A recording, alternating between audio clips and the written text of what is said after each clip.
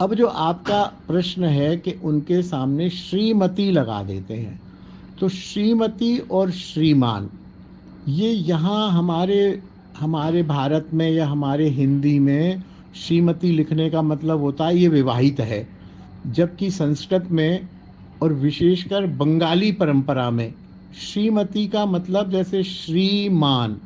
अब किसी को हम लिख दें श्रीमान योगी जी महाराज, श्रीमान नरेंद्र मोदी, तो इसका मतलब वो विवाहित नहीं है, उनको हम श्रीमान लिख सकते हैं।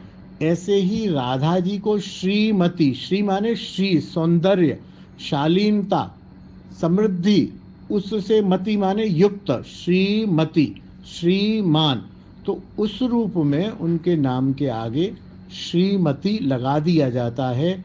वास्तव में वो श्रीयुक्त तो है ही हैं, श्री माने लक्ष्मी, श्री माने सौंदर्य, श्री माने शालीनता, श्री माने समृद्धि, कुछ भी है तो वो उससे युक्त है, उस भाव से श्रीमती लगाया जाता है, न कि विवाहित भाव से।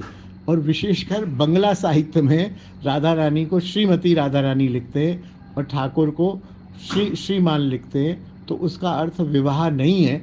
और अपनी गौड़ीय संप्रदाय में विवाह का कोई भी भाव नहीं है। यूं वो स्वीया हैं, उनको विवाह करने की ज़रूरत ही नहीं है, क्योंकि वो स्वीया हैं। वो कभी मेरे आपकी तरह से पत्नी से अनजान नहीं थे, पत्नी भी उनसे अनजान नहीं थी।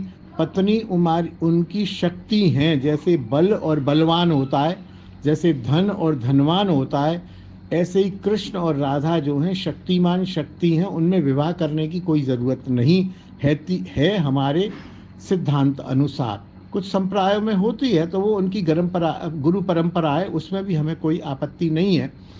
और श्रीमती का प्रयोग उनको सुख समृद्धि शालीनता के लिए लगाया जाता है। श्रीमती की रूढ़ी है कि हम विवाहित समझते, लेकिन वास्तविक अर्थ ऐसा नहीं है कि श्रीमती किसी के सामने लगा दिया जाए तो वो विवाहित हो। जय श्री राधे, जय निताई।